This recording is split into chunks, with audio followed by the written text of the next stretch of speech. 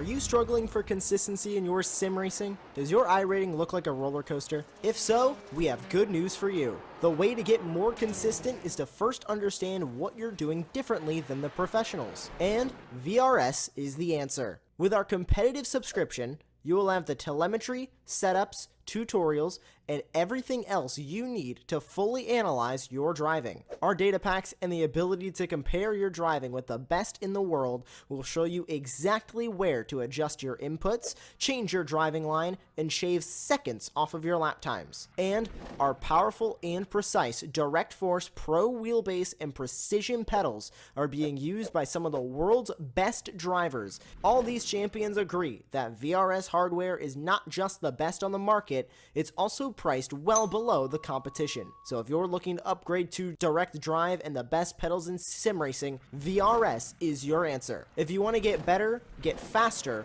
and make it happen sooner rather than later, you owe it to yourself to find out why so many people are switching to VRS. You'll be so glad that you did. Visit www.virtualracingschool.com and learn why the best use VRS.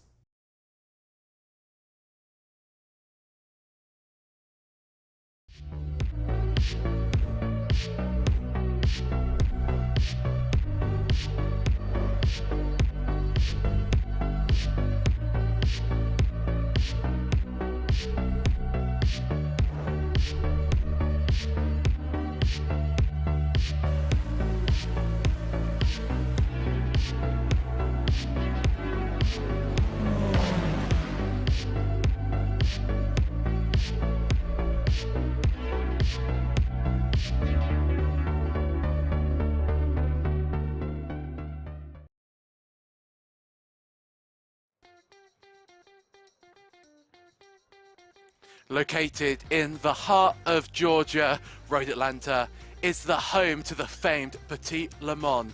It's a 10-hour, 1,000-mile event that has annually drawn the biggest names and cars in the sports car racing world, and it's easy to see why. Comprising of 12 corners, this 2.5-mile circuit really has it all. It has challenging uphill sweeping corners where your car control skill is tested to the absolute limit, to long, hard, downhill braking zones where your ability to feather that brake pedal will become absolutely invaluable. And it's no wonder that Road Atlanta has always been a favourite circuit amongst many racers, with the facility used for a wide variety of events. Welcome to round 10 of the Shake and Bake Racing Elite Road Series. My name is Sebastian Boscher Williams. We have John Robertson in the production booth today, and hopefully later we'll also be joined by Charles Boschel. But qualifying very much underway at the moment. 11 minutes gone out of the 15 allotted for today's qualifying proceedings. And there's a very, very familiar name at the top of your timing stands, and it's Brandon Masajowski, who once again, it's almost become a little bit of Brandon's MO. He turns up very late, actually midway through qualifying, and just goes out, smashes the fastest lap. So he is currently on pole position with a 1 minute 19.240. McCarthy, Charlie McCarthy, he starts, or will start, the highest he should start, I should say, will be in second place. He's so about a tenth and a half off Masajowski. Hoyos in third. That's John Hoyos in the 42 machine. Jim Maher in fourth. Ralph Crowder in fifth place. And then we actually have a few more drivers that have yet to set a lap time. That's Brody Gunter, David Shively, Ashley Hancock, Andreas Hoyos, and Spencer Clark. All of those drivers have not taken to the racetrack to get in their qualifying lap times, and I don't think they'll really have enough of an opportunity to exit the pits, get their out lap, and start a flying lap. And it's a little bit of a gamble, you might say, to not qualify, especially around Road Atlanta, where it's, you know, it is a track that you can overtake, but it certainly is not easy. And that all really stems from the double right-hander that you have of turns 7 and 8 that leads onto the back straight. Very tricky to get those two corners right, especially if you're caught up in the dirty air of the car ahead of you. It can always lead to understeer, running wide, and just not getting the run out of turns 6 and 7, I should say. Turn 8 is the kink on the back straight. Then you head down towards the braking zone of the chicane of turns 10, or 10A and 10B if you're going by the official designations. But that is your main overtaking opportunity. You maybe might see some overtaking into the turn 12, the final corner, but there's not too much more opportunities after that. You've got the S's, turns 3, 4, and 5. And turn 5 is a corner that you always tend to see drivers struggle with. You end up, or you can get on to the exit curb, start to bounce around, and the car can end up hitting the wall fairly easily. So I wouldn't be surprised if we see a few drivers falling foul of the exit curb of turn 5, as we have 40 seconds left of this qualifying session. And John, you know, Road Atlanta is such a good track. It's very tricky. Do you think the drivers are going to be struggling here today? Especially, it's almost a culture shock coming from Road America at the last round. Yeah, for sure. I mean, compared to last round at Road America, we've still got that kind of draft dynamic here with that long back straight. And the edges of the track, again, you've got the grass very close. So we could see a few mistakes that we saw last week, or last round, sorry. However, the difference here is you've got that kind of quick S's section through sectors 1 and 2, which we didn't really see those kind of corners at Road America, and I think that sort of high speed dynamic here might play into how the race goes, I think.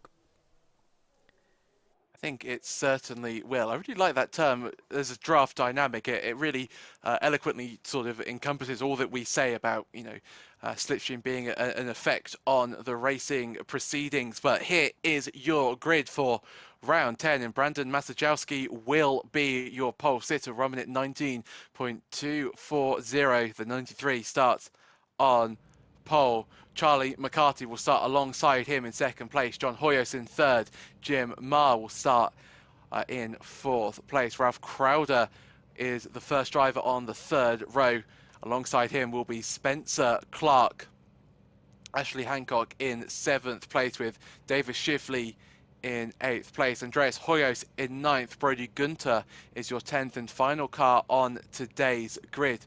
It's important to say that from Spencer Clark downwards, those drivers did not set any representative lap time in qualifying, so they're a little bit of an unknown quantity, as it were, when it comes to their overall race performance. So definitely almost a grid of two halves, the drivers that did manage to qualify and set a representative lap time and those who didn't. So we might see that play a little bit of a factor in the opening few laps, but well, we're just, I think, going to have to wait and see on that one as we just look at all of our cars getting ready for today's race. Of course, it will be a 45-minute sprint race around the Road Atlanta circuit. There will be a pit stop, so that will factor in, of course. The pit stop, or the pit entry, I should say, is so difficult around here. If anybody's tried to enter the pit lane in a racing capacity, it's so difficult to get right, and I think that's,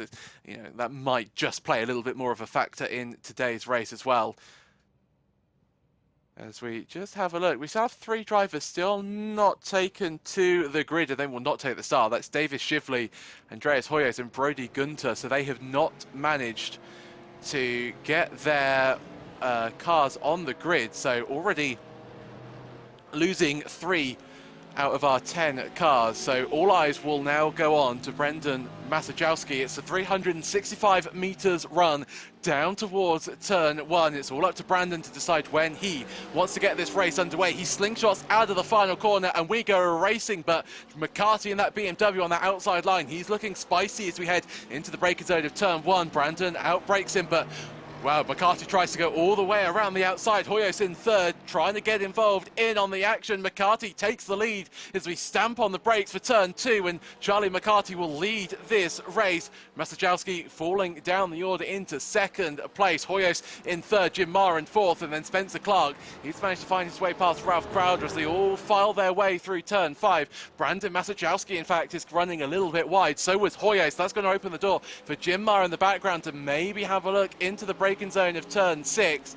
We see the Ferrari of Ashley Hancock, the last driver racing at the current minute. The 51 tries to find his way past Ralph Crowder, but cannot find a way through turn 6 and 7. Down the back straight we go, and it's still McCarthy leads from Masajowski and Hoyos in 3rd. In the background, though, the battle between Crowder and Hancock still the closest battle on the track. I think that's the Ferrari of Hancock looking down the inside into the braking zone of turn 10. McCarthy manages, though, to get the car slowed down nicely. That's your race leader, but there you see the 51 of Ashley Hancock making his way past Ralph Crowder. So Hancock now finds himself up into 6th place, and Ralph Crowder has had a fairly disastrous start, down 2 places from where he started. 1 racing lap completed, and it's McCarthy from the lead. Masajowski in 2nd, Hoyos in 3rd, Jamar in 4th, Clark 5th, Hancock 6th, and Ralph Crowder 7th. And Gunter Schiffer and Hoyos, if you're just joining us, did not take the start of this race, and it looks like they will take no further part in today's race. Masajowski, though, also quick through turn 5, really starting to hassle and hustle McCarthy through the SS section. It's BMW traction versus Porsche traction. Masajowski just getting a fairly better run, you have to say, through the exit of turn 7. That will give him more pace down the back straight. He's also in the slipstream as well. That will give him a few extra miles an hour of pace differential over the race leader McCarthy. Masajowski, though, not looking, I think, at making the move yet. You can almost tell from the body language of the car when the driver is thinking about making the move. They'll sort of tend to look down the inside, sort of almost throw their nose into the mix. But Masajowski happy just at this point to stay back, just save his tyres, just settle into the race. McCarthy sets a new fastest lap, but that's beaten instantly by Masajowski, who goes 1/10 of a second quicker than McCarthy. But these two, your top 2, are in a league of their own. Hoyos, a woman at 20.8, almost a second slower than your leading pair. So a few more laps of McCarthy and Masajowski's pace, and they'll have a more than enough advantage to start really going at it in terms of the battle between those two. See Spencer Clark, he's trying to find his way past Jim Marr at the moment. It goes Mercedes, Porsche, Ferrari, very wide though from the Porsche of Clark. That's going to give a little bit of an incentive for Hancock to maybe try his arm, try his chances around the outside of turn 6. Clark holds on to the inside. We'll have the inside line for turn 7 as well, but his exit will be compromised. Marr though as well, he gets compromised on the exit of turn 7. I think a little bit of traction control activation. Marr now falling down the order. Clark getting past. Hancock as well making his way past the Mercedes driver. Jim Marr started this lap in 4th place, will end it as it seems in 6th. Clark though manages to keep Hancock at bay for the minute. So Spencer Clark, after making a mistake at turn 5, manages to capitalise and find his way past Marr. McCarthy sets a new fastest lap of the race, and once again the top two 1.4 seconds quicker than the rest of the field from 3rd down. And John, how much of a gap would you ideally want between yourself and the car behind to start battling with the driver ahead? Is there a set number, or is it all about feel from when you're actually in the cockpit? I would say kind of around half a second is when you're getting into that territory. You can start thinking about maybe going for a lunge into the chicane. But I would think at this stage of the race, for Masajowski here, he's going to want to think about saving fuel. That's going to be his top priority. And then when we get to the fuel, to the pit stop halfway through this race, he can maybe then jump McCarthy, and that'll be a much safer way to get the move done, I think. But he's very close here coming into the chicane. It's also close coming into the chicane. Had a little bit of a look down the inside, but I think, as you rightly pointed out, John, I think he's saving a little bit of fuel at the moment because he sort of pulled in a little bit before the braking zone, which would suggest that he's just lifting and coasting a little bit, but it's very much the top two separated by a 1/10 of a second. Masajowski pulls out to the inside, darts, sort of informs McCarthy that he is there and willing to race. McCarthy, though, line of stern through turn 1, still remains in the race lead. New fastest lap, in fact, for Brandon Masajowski on that last lap, 1 minute 18.72. And the pace differential between the leading pair and Hoyos in 3rd. I mean, Hoyos is, these are remarkably quick lap times, but McCarthy and Masajowski just in a league of their own at the minute. The gap between Masajowski and Hoyos now up to 5 seconds. And Hoyos, in fact, in a little bit of no man's land at the moment. He's got 5 seconds to Clark behind him. That's wide from McCarthy on the exit of turn 7. That's going to give a huge opportunity to Masajowski to capitalise as we ride on board with the Porsche driver as we head down the back straight. McCarthy plays the middle of the track. Masajowski just backs out, really fuel saving. See, he's not even reached 6th gear, pulls for it very late on in the straight. And Masajowski definitely 100% fuel saving. McCarthy a little bit wide through the chicane, maybe a little bit perturbed by how close Masajowski was into the braking zone. McCarthy just not finding the optimal racing line. They're a second slower on that lap than they were a lap previously. Just goes to show how out of sorts I think McCarthy is on that previous lap. Into the braking zone we go of turn 2. McCarthy again not really finding the apex of the second corner. We head to turn 3, down through the S's, turns 4 and 5, and just, you have to say, that 93 Porsche of Masajowski just looking so comfortable, so able to stick to the road. As this is Ashley Hancock coming into the pits. Looks like a little bit of damage on the driver's right hand side for the Ferrari driver. That's a very early pit stop as Crowder is off the track as well. That's the number 2 Porsche, so 2 cars falling foul off the track in fairly quick succession. Oh, and another one. Oh, that's Spencer Clark, the driver who was in 4th place, and it all falls away for Spencer Clark. Heavy front end damage for the 92 Porsche. That's on the middle part of the turns 6 and 7 complex. Not quite sure what has happened to him. Maybe the replay might enlighten us to see what has gone on. So this is Ashley Hancock. So this is through the S's into turn 5. Is he going to run wide, clip the gravel, and end off hitting the wall? Yes, he is. A fairly square hit. I think he'll get away with that from a suspension, a damage to the suspension point of view. I don't think he'll have major steering damage, but certainly affected the car enough for him to come into the pits. Hoyos was off the track briefly there, and now because of the incidents for Clark, McCarthy and Masajowski find themselves 8 seconds ahead of their next contender in third.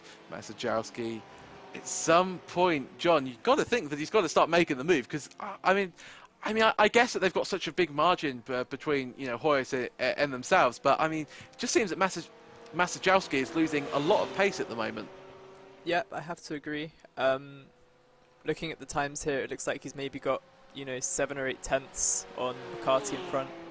But if he wants to play it safe, that's kind of a strategy that he's going to employ. And then, like I said, at the pit stops, he can maybe get the jump. But I don't know how far away we are from the pit window.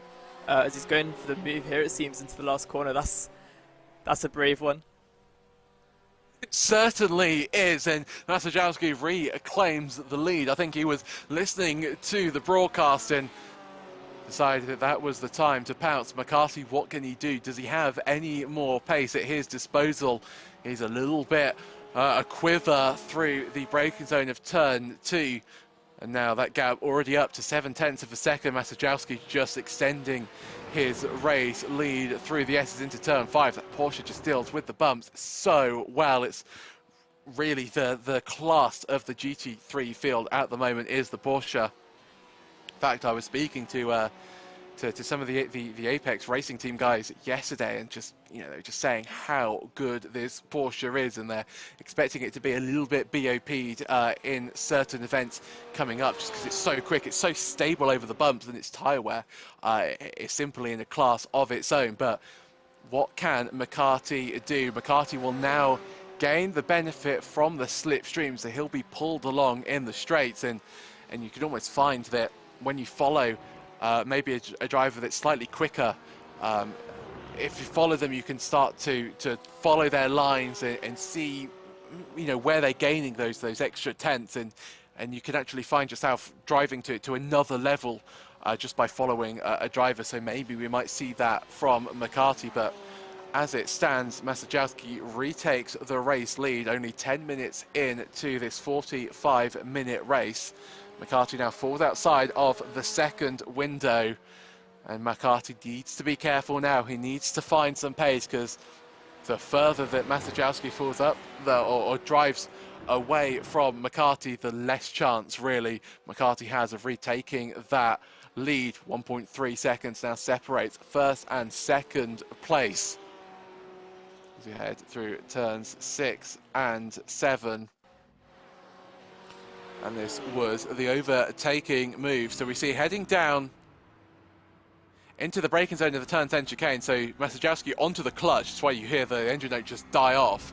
And he just gets a better run. A little bit of a mistake there from McCarthy for good measure. McCarthy getting all out of shape on the exit of the chicane. And Masajowski just decided, all right, that's my chance. That's my time to pounce, to get past and lead this race once again. And it might just be a case that Masajowski has fuel saved enough. These drivers almost undoubtedly would have worked out how much fuel they need to save prior to the race starting. So, he knows if he hits his fuel target, he can push from there on in, because it doesn't really seem that Brandon's doing too much of the old fuel saving at the moment, although that could, of course, change later on in this stint.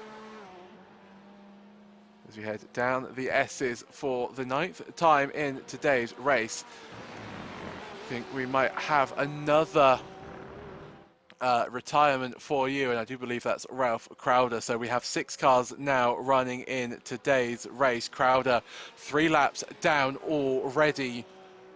Of course, we saw that big impact for him earlier on, and he has decided that that was a terminal incident. So he will, I think, not take part in today's race. So we started out with 10, then there were 6. Feeling like a little bit of a race of attrition at the moment. Actually see in the distance there, as you just had a look at it, that camera shot, Masajowski starting just to approach Ashley Hancock. That might be a little bit of traffic. The last lap was, you know, some 2 seconds quicker for your race leader over Hancock. So I wonder how long before Masajowski will catch up to the back marker, and maybe that might just allow McCarthy to get back onto the tail of the 93 Porsche, although McCarthy falling back to 3 seconds behind Masajowski, and Hoyos in fact was quicker than McCarthy on that previous tour of the circuit. So maybe Hoyos might be able to catch up to McCarthy. 14 minutes gone in this race, coming up to a third of the race distance. And unfortunately, I think just a tad for the viewers, for you viewers at home, not that much action on the track at this phase of the race. We had, of course, that battle for the race lead, but everything's calmed down. And everybody now just slowly lapping away. You see Jim Marr, the 58, the only Mercedes to actually take the start of this race is Davis Shively, the only other Mercedes who was in the session, but this is the only V8 car that we've actually seen on the track today. Tell you what, that 58 Mercedes has just a little bit of damage to the driver's right, and John, you know, that really does affect the performance, especially at a track like Road Atlanta, where, you know, it's fairly dominated by straight line performance. I think, you know, Mar's going to have a fairly tricky stint until he can come into the pits and repair the damage. Yeah, He'll definitely be feeling that down that long back straight, and it's quite easy to pick up damage around here as well. We were saying before the race started how kind of savage that S's section is through sectors 1 and 2. If you just pop off a curb wrong, especially on the exit of turn 6, can, you know, just scrape the floor a little bit and you get a little bit of damage off of that. But that can cost you, you know, upwards of 2/10 down that back straight. And, you know, it doesn't sound like much, but the driving can be really close around here, and so these little bits of damage, they add up. And he'll definitely be feeling that for sure. Certainly will. Do you like the sound of the V8? I was so happy when iRacing, of course, updated the Mercedes to the newer Evo variant, so we could continue to enjoy the Mercedes character in the iRacing simulator. Masajowski, meanwhile, extends his gap to McCarthy to almost 4 seconds. So McCarthy really not finding the pace of the race leader, although has managed to reduce the arrears just a little bit. Over his pace, I should say. So Masajowski only was a couple of tenths quicker than McCarthy on that previous lap. But Road Atlanta, it's a track that's steeped in such history. It was opened all the way back in 1970, and since then has had a fairly up and down career, as that is Jim Marr, I think, recovering from a slide on the exit of turn 2. So Marr was saying, you know, just needs to keep it clean, keep it smooth. I think it's had a little bit of an off through turn 2, manages to keep it going. I don't think he's lost a place in all of that, but now he finds himself, you know, almost 45 seconds behind the next driver, and right on board with Jim Marsh, who's a little bit close to the apex, or a little bit tight through turn 1. That will compromise his run up towards turn 2. Oh, he's just outbroken himself, got onto the grass. There is not enough grip out there to sustain a GT3 heading at racing speed. Loses the rear, but doesn't, crucially for Marr, touch the wall, so he can continue without too much issues, but a mistake that I think Jim Marr certainly could have done without. But Road Atlanta, you know, it was unfortunately, as so many tracks do, fell in to financial difficulties, and it was almost going to lay dormant, which would have been such a shame as we see Jim Marr now come into the pits. This really difficult pit entry. Very surprised the fact that we haven't seen a more updated entry to the pit lane. At least I would certainly petition a vote for that to be changed. It's always been a little bit of an issue for me coming into the pits without ending up into the tyre barrier on the exit of on the entrance to the pits, I should say. So Mark comes into the pits, he will stop. He's taken his fast repair. As you can see, the damage magically fix itself. That's his one and only fast repair usage of today. And then that promotes Ashley Hancock up into 5th place, and behind him, no, that is not for position, that is Brandon Masajowski. Just goes to show his pace over the rest of the field, although it should be said that Hancock did or has already taken his first pit stop after that contact or the contact that he made with the barrier on the exit of turn 5, and Brandon Masajowski will be able to get past the Ferrari of Hancock. Hancock ran just a little bit wide on the exit of turn 7. Masajowski pulls into the slipstream. I don't think Hancock will make this too hard for the race leader, and Brandon may be taking the opportunity just to fuel save a little bit, decides to stay behind into the braking zone of the turn 10 chicane. As we exit now, run up the hill, this is where Brandon Masajowski managed to get past McCarthy for the race lead. Cannot find his way though past Ashley Hancock for this time. I think that Brandon is just fuel saving a little bit, John, and that might be smart. And I tell you what, it might be worrying him just a little bit. That's the second time that I've seen Masajowski just drop out. I have a little bit of a connection issue. He's back now, but it's certainly not all plain sailing for Brandon in the race lead at the moment. No, it's not. I mean, we saw him be careful with that move for the lead. He sat behind McCarthy for a while, so I'm not surprised that he's sitting behind the slap traffic here. You see it kind of even in multi-class races where you've got a faster car or a faster class stuck behind a slower car, a slower class through that first and second section, and it's just because it's so difficult to overtake until you get to this back straight. But like you said, he might just be wanting to fuel safe for a little bit, but he won't want to be doing it for too long because McCarthy is closing in on him. But yeah, we have seen him blink a few times. It's never nice. You can sometimes tell when you're driving. When you blink, you'll see some of the other cars drop out as well. But yeah, it's never a nice feeling, especially when you're in Majelski's position where he's got the pace. He seems like he's going to be dominating this race. And then you start getting these technical issues. It's really out of his control, and all he can do is drive and hope that he can make it to the end of the race. It really does affect you, doesn't it, from the cockpit? It doesn't seem, though, to be affecting his pace too much at the moment. He has now managed to find his way past the lapped car of Ashley Hancock. The next up to lap for Masajowski will be Spencer Clark, who you can just see in the forefront of your picture. But of course, you know, Charlie McCarthy did manage to catch up to Brandon on those last few laps, but now, you know, McCarthy has to do exactly the same and get past the Ferrari of Hancock.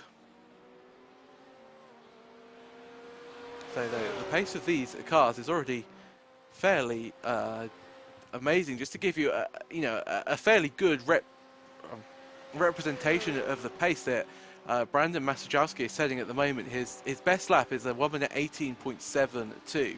The lap record in a GT3 or a GT Daytona class around the circuit in real life is a 1 minute 19.310. That was set at the last year's Petit Le Mans, the 2021 Petit Le Mans. So Masajowski is going just a little bit quicker than the pro drivers. Of course, you can't really compare apples to apples, but I thought that was a nice little fun fact just to allow a little bit of context just to the pace of your race leader on that last lap. Masajowski set a 1 minute 19.21. That's another blink for the 93. Porsche manages to recover. Well, I say he manages to recover. It's all about his internet. If he doesn't, it's not. I should say it's not really up to him to be able to fix that. Especially when you're in the simulator, you just have to keep on going and just pray to the iRacing gods, or to the sim racing gods as a whole, that you don't end up having a disconnection. I have distinct memories, in fact, of racing in an endurance race a few years ago where my internet was starting to blink, and I was trying to lean over and grab my my modem, and ended up unplugging it from the wall, which was really bad. So there's definitely a case from just from doing the praying aspect rather than the hands-on trying to fix it aspect. Right on board with John Hoyos. Let's go for a lap of the Road Atlanta circuit. As well, we should do, well, we were going to, but Charlie McCarthy has come into the pit. So after 24 minutes of racing, Charlie has decided that this is the time to come into the pits. And will this just give him the extra little bit of pace, the extra little bit of track advantage that he needed to take the fight to Brandon Masajowski? He pulls into the pit box, stops, now just has to wait for all of the fuel that he needs to get to the end. And then away he goes. No tyres were taken. Not really surprising. 45-minute race could easily be done on a set of tyres, especially because you have this nice pit stop in the middle, which allows them to cool back down. So you can go out and attack once more. I don't think McCarthy took his fast repair. You don't really want to take it unless it's absolutely necessary. But even my very simple commentator's brain can work out that we are over halfway through the race. So if McCarthy's managed to make it halfway into the race before he made the pit stop, he should just about be able to get to the end without having to make another pit stop.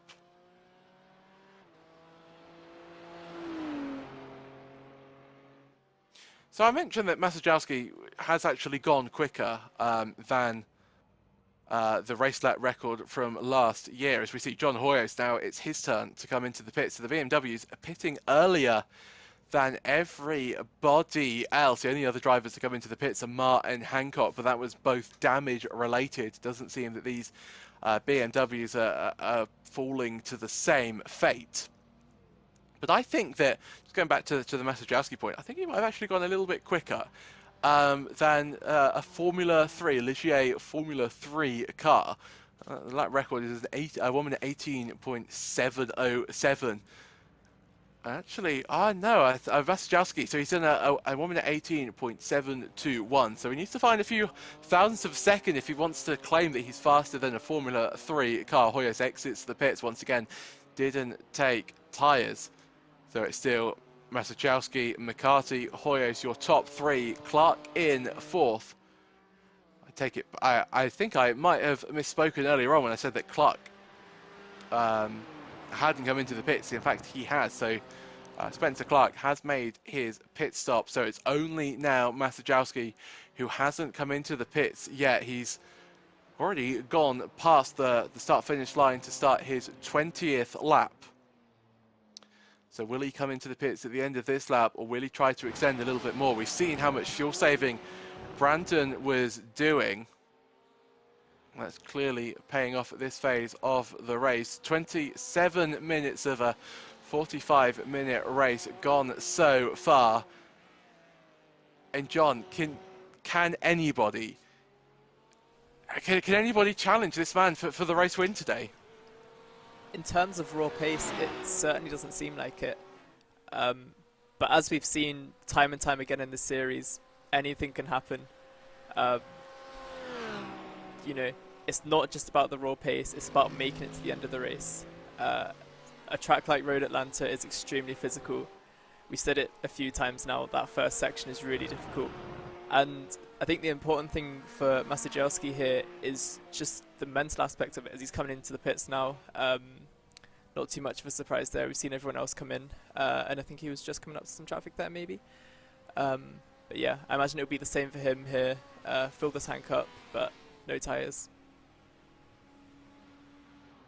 Be very surprised if he takes tyres, although I think he probably could and not have too much. I don't think he'll lose the race lead, to be honest. I think that's how much of an advantage that Brandon has at this phase of the race. Of course, you know, as you alluded to, John, anything can happen in motorsports, and it tends to happen.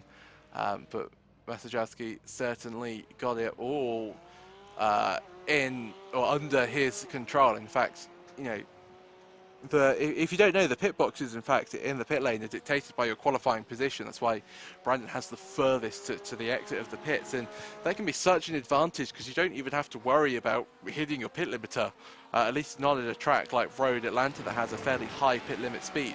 Because what that allows you, you know, you just don't have to worry about, you know, accidentally not checking it. You could just leave the pits, not have to worry about speeding, and it can certainly. Even if it doesn't gain you time, it gains you a lot of confidence. So now everybody on the grid has made their way into the pits. I think Hancock is just losing a little bit of time. You see the gap between himself and Clark extending. He's lost a second or so, and his number briefly changed to the red colour, which means that he's been our software has detected that he's driven off the track.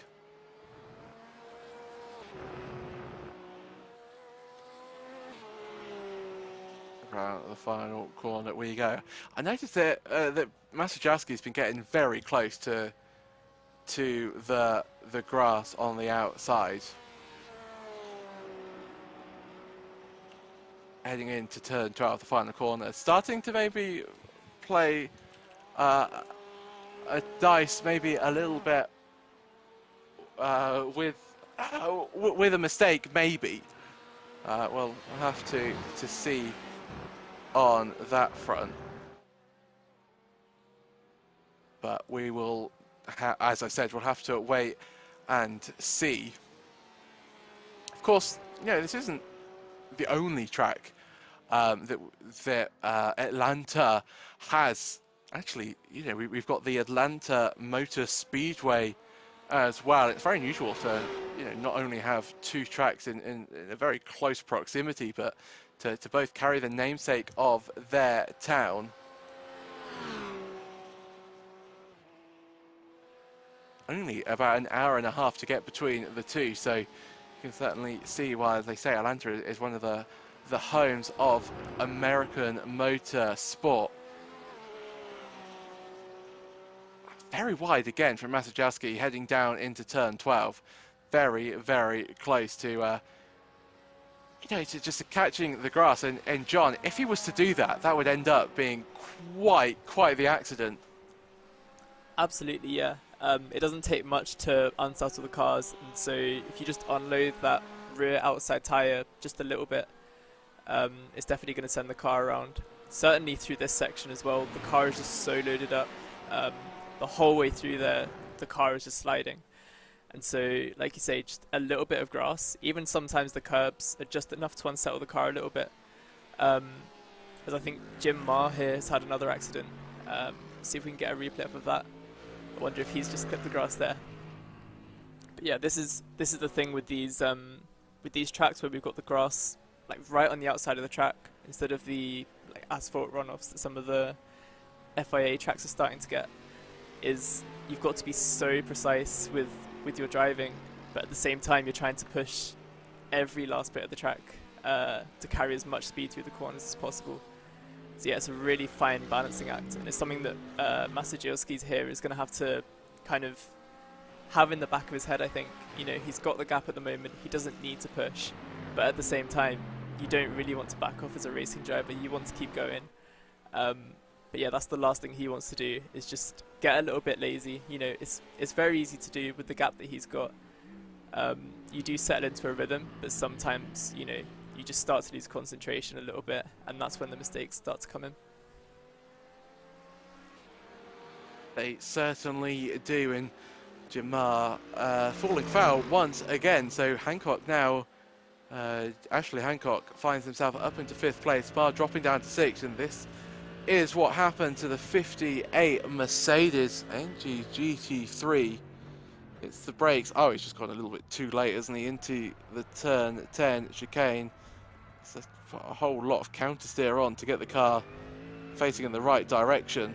Manages to get going, but Bar really having a little bit of a mare of a race. And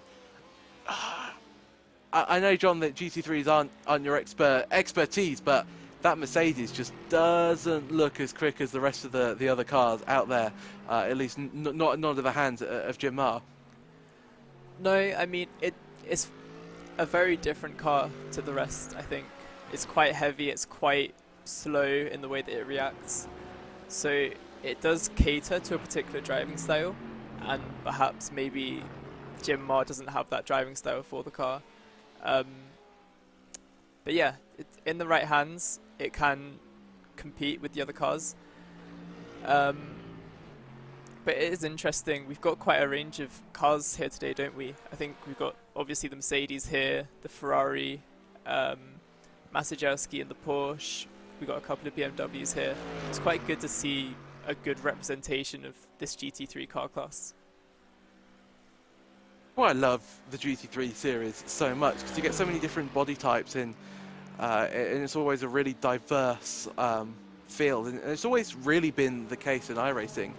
GT3 has never really, fallen to the pitfalls that the GTE did in iRacing when it very much became almost a single make series at the time. It was, I mean, I'm showing my age a bit, but it was the Corvette that was the quickest car, and then it was, the Porsche or the BMW, and you never really see too much variation. But in the GT3 class, always, we always tend to see different manufacturers being driven by different drivers. Some drivers, tend to, even stick with a particular car, even when it's not necessarily the theoretical fastest around the entire lap, just because they're so comfortable with how it performs. They know how to set the car up. I mean, there's some drivers, in fact, John, that still drive is that Spencer Clark there, going very, very wide through turn 7, almost ending up facing backwards. Managed to save it. Great car control on display for the 92. But, John, we see drivers, still driving the Ford GT. I mean, it's amazing how diverse the GT3 class is. Yeah, I think that car has almost a cult following behind it. I'm not too sure why anyone would drive it, but yeah, there is a community that likes to hold on to it. And, fair play to it. I mean, it looks good, it sounds good. It's maybe not the quickest, but it does look fun to drive. I think one day I will have to try it, just to say that that I have. The other one, of course, is the I'm getting my words mixed up. The McLaren, was it 520? Actually, no, it's a little bit before that. It's the 12C, isn't it? The really old school McLaren that we have in the iRacing simulator. Another car that has a almost cult following behind it, although that was eased a little bit a few seasons ago when iRacing updated it to be a little bit easier to handle, but it's still a very tricky car to master. That's why we see cars like the BMW and the Porsche be so popular.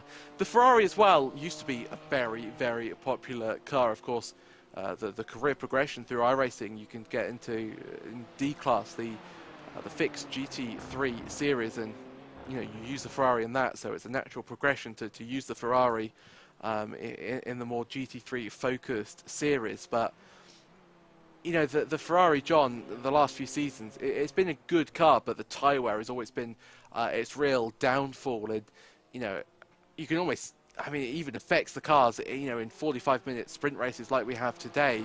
The Ferrari's quick over one lap, but as we're seeing with Hancock, you just can't maintain that pace for the entirety of the race.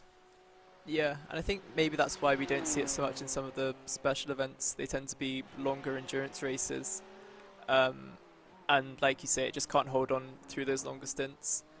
But I mean, that's what we like about the GT3 class, is all the cars have different strengths and weaknesses. you go to different tracks and you'll see different cars dominating. There'll always be one person who likes to buck the trend. They'll be in a different car and they'll just somehow manage to get the pace out of it. But yeah, there's just the different dynamics of the cars, that you have different tyre wear, different, you know, some will be quicker through some corners, some will be quicker through others. And it just gives you this kind of mix of different opportunities to overtake, where you have different mixes of cars. Yeah, I completely agree with you there, John. That's why, you know, GT3 has always been a popular fixture in any sim racing title. Yeah, I think it's why it will continue to be for many years to come. So McCarthy, after that earlier pit stop, hasn't really gained any time over Masajowski. That gap now up to 12.5 seconds between himself and the race leader. And 93, Brandon Masajowski just lapping away. And let's ride on board for a lap as we head down towards turn 1. Brake just before the grass returns on the outside. Neatly hits the curb on the inside. Up the hill we go towards the braking zone of turn 2. Brake just before the curb. Nicely and neatly over the curve of turn 2. Through turns 3 we go. Down to turn 4. It's all flat out from now. This has come up at you thick and fast. Through turn 5 we go. Be so careful not to run too wide on the exit of the corner, otherwise you'll be on a one-way ticket to the barrier. Into the braking zone of turn 6, brake just before the second dotted line on the track. Get the car neatly tucked into the apex. Brake late for turn 7, but crucially make sure you find your way to the apex to get a nice run out of turn 7. Now we head up towards turn 8. Well, this is officially a turn, but it's much more of a kink, you have to say. And then we enter the downhill section of turn 9.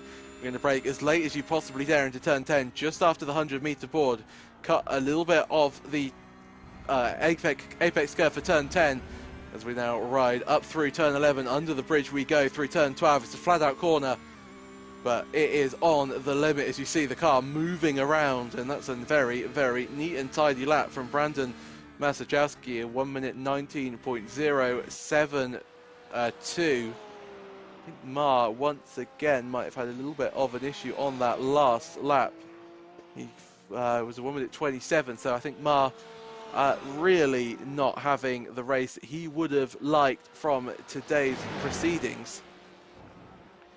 But what struck me there, John, is how much, you know, Masajowski was pushing the limits on that lap. You'd think with almost a 15-second gap that he'd ease off the pace, but you never ever really see drivers entertain that school of thought. No, I mean, the drivers do so many laps in practice, and you kind of build up that rhythm, that muscle memory, and when you try and change that, even by backing off, you then start to do things differently, and that's when, you know, you might clip the grass, or you might take a little bit too much of an apex curb and it will spit you out. So really the safest way to drive is to just keep pushing as hard as you can, like you've been doing in practice, and that's kind of, you know, you'll keep doing the same thing consistently over and over again, and as long as you hopefully won't making mistakes in practice, you won't make mistakes in the race. I like your confidence. I can assure you that I will make mistakes in the race that I've never done in practice before. It almost seems the perfect opportunity for myself to make all of those mistakes. Gap, as I said, almost up to 15 seconds between Masajowski and McCarthy. And Hoyos in third. Everybody fairly spread out at the moment. 5 cars still on the lead lap, though. The last driver is Hancock in 5th place, the only Ferrari on the grid. Should we have a look at Spencer Clark, the 92, just keeping his car clean. Of course, that car was actually in the wall at one point in today's race on the exit of turn 6, if I recall correctly. So he's obviously had to come in, take his one and only fast repair, and head back out onto the track. but recovering quite well into 4th place. But Hoyos definitely gained from Clark's a little bit of a mistake. Masajowski crosses the line. I think, John, you're much better at maths than me. That looking like we're going to have 2 laps of racing, including this one for at least Masajowski. Yep, it looks like it. Obviously, this race is coming to an end now. It's maybe not been as close as some of the other shake and bake races that we've commentated on, but yeah, you've got to hand it to Masajowski. He's had the pace today. He's not made mistakes. Trying not to give him the commentator's curse here, but yeah, he's had the pace. He's got the gap, and it's not looking like anyone's going to be able to stop him at this point. No, the commentator's curse certainly something to not be thrown around lightly. But he will take the white flag at the end of this lap, which will signal to him he's got one further racing lap before he takes another victory in this shake and bake season. He heads neatly through the chicane, under the bridge, through turn 11 and turn 12. He'll be greeted with a great sight, I am sure, if you are Brandon Masajowski. 1 lap of racing to go. Clark is off the track though. That's it, turn 2. Cones strewn all over the circuit. Clark will lose a place to Ashley Hancock. So Ashley, by just keeping it on the circuit, will inherit a 4th place. That'll be 3 places gained in the race. Well, this is going on. Masajowski is slowly catching up to the pair of the cars that you see on your screen. There is, in fact, the 93 of Masajowski, and you could just see in the forefront Clark and John. I mean, Clark, he's been quick this race, but just hasn't has the consistency that maybe Hancock has had, and that's going to really cost him in the end. Yeah, and I'm surprised we haven't seen more of those kinds of mistakes, to be honest. It's normally something we see quite a lot around this track. And so, I mean, Clark's obviously made a couple of mistakes this race, and it's cost him. But yeah, people like Hancock, they're there to capitalize on them by not making the mistakes. Well, another driver who has not made a mistake in today's race is the 93 of Brandon Masajowski. He will round the final corner. He was your pole sitter. He lost the lead in the early phases of the race, but managed to hold his nerve, and he will take the race win. Sets 1 minute 19.3 to finish off his race today. And then Charlie McCarthy started in 2nd, will finish in 2nd as well. McCarthy led the opening few laps, couldn't quite keep the lead, but McCarthy will come across the line in 2nd place. And it will be a BMW 2-3. In fact, the only manufacturer in this race to finish one behind another. And it will be John Hoyos who takes the final step on the podium. He rounds turn 12 to cross the line. And the 42 will secure his place firmly on the podium. And then all eyes are on that Hancock-Clark battle. And it will be Ashley Hancock in the lead. But Clark gaining on the back straight. 0.6 of a second separates 4th and 5th. Ashley Hancock just needs a good final chicane if he wants to keep his 4th place. Clark is looming in the mirrors. He is almost seems to be a little bit quicker than Hancock, but it doesn't matter because Clark ended up making that mistake, and as they cross the checkered flag, it will be Hancock in 4th, Clark in 5th, with Jim Marr already crossing the line to finish in 6th place, which unfortunately also happens to be last in today's proceedings, with Crowder, Gunter, Shifley and Hoyos all not finishing today's race. And I think what you said, John, was right. It's not been the most, it's not had the most action for a shake and bake race, but you know, once again, GT3s around Petit Le Mans with a pit stop in between always has enough intrigue to get us through 45 minutes of racing. Yep, absolutely. And shake and bake kind of carries on its tradition of having a last lap or last couple of laps drama there, with Spencer Clark having his little spin. But yeah, it's a bit of a shame. Obviously, we had a few cars drop out of the race before it even began, and that kind of shrunk the grid down a little bit. I'm sure if they'd have started, it would have been a little bit more action-packed. But that's kind of how it goes. Once the field kind of spreads out like that, it really just carries on spreading out. You kind of need everyone to stay in the draft, and then the race can become quite interesting with fuel-saving strategies and things like that. A little bit of tyre wear in there. But yeah, once it started to spread out quite early on, they never really formed back up, which is a bit of a shame.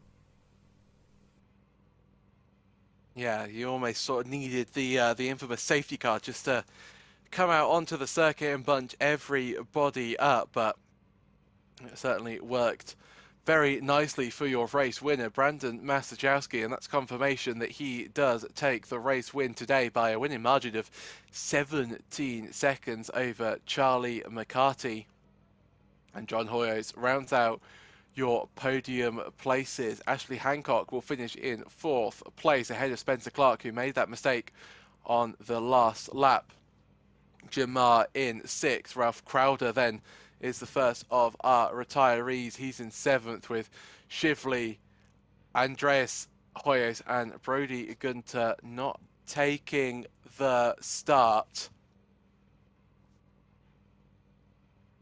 As we just wind down from today's action, of course, round 10. So we're getting very close to the end of the season. And Masajowski, what a season he has had. Of all the races that have been broadcast on Apex Racing TV, he's certainly seen the class of the field, and today that is no exception.